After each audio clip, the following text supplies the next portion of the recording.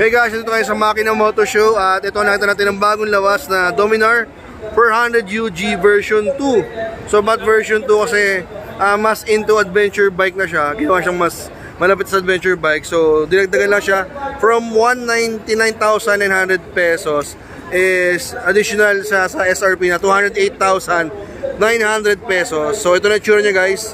Yung mga binago isa-isayin natin. Una-una yung visor. Ito.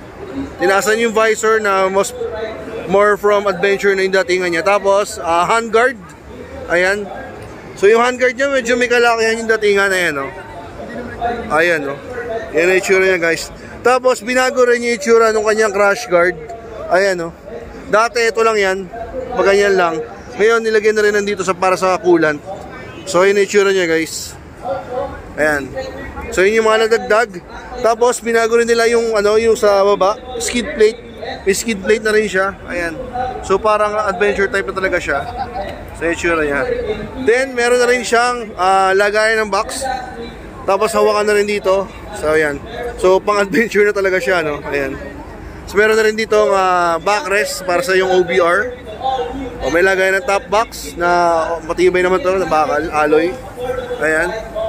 Dito pa rin yung matali para kung sa may lagay ka ng mga bag. Then, binago na rin yung kanyang eto, may mga bagong dinagdag dito. Lagay ng phone, ayan. Ito, may bracket na dito. Binabatas. Tapos, meron siyang charging port. Ayun. Paano tanggal ito? Ayun. So, charging port kailangan mo lang ng USB cable. So, yan yung binago sa Dominar 400 UG version 2. So, version 2 na siya guys. Yan, from 199,900 208,900 pesos. Ayan. So, yan yung tsura niya guys. So, kung gusto mo pang adventure type na, so, mas goods na kunin mo yung version 2 ng Dominar UG. Ayan. So, ganoon pa rin naman siya. Single cylinder pa rin naman. Triple spark plug. Matipid pa rin, syempre.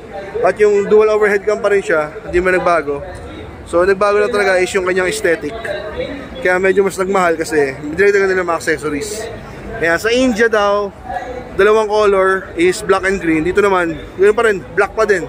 Black na parang charcoal. So, ayan siya guys, Dominar 400